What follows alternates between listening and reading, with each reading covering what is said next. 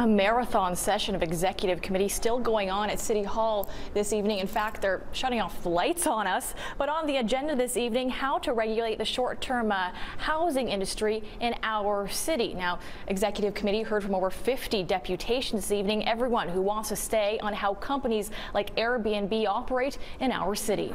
Well, the lights are still on. I'm an Airbnb host. If it wasn't for Airbnb, I wouldn't have my home.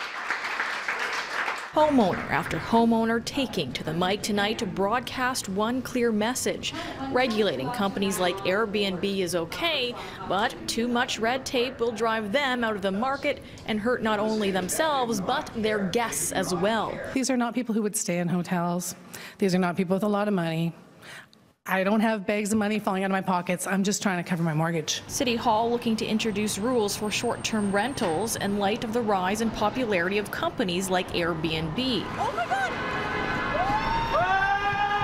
Yet, unlike the furor that erupted when City Hall tried to pull ride-sharing companies like Uber into the fold, tonight's talks were tame in comparison. I think we're really pleased at the direction that the report is going at. You know, at the end of the day, Airbnb has about 10,000 hosts in Toronto. 80% of them are sharing the homes that they live in. Some of the biggest recommendations proposed by city staff include banning people from listing a home they don't live in. Those renting out a secondary residence would have to do it for a minimum of 28 days.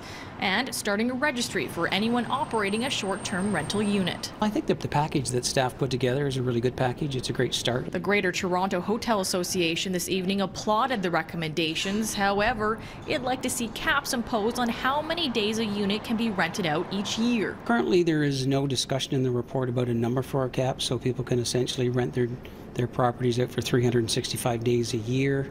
We're not sure that's the right way to go. Other jurisdictions in North America have put in caps in place. A mayor today saying his biggest concern is not just protecting Toronto's hotel industry, but tenants looking for long-term rentals. What we don't need is to see significant reductions in much-needed rental housing from permanent residents of Toronto who need it, or neighborhoods disrupted by the frequent comings and goings of renters, often in multiple homes in a single neighborhood. It's definitely been able to allow my wife and I to start family planning. Meanwhile, this host who rents out his townhome that's his secondary residence says he hopes the new rules will still allow him to do just that. We'll see what happens, right? I'm being hopeful.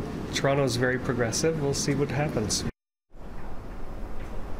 Now, community consultations will happen this summer, and then the recommendations from that will go back to executive committee by late fall, and then the final recommendations will be voted on by City Council, hopefully by the end of this year.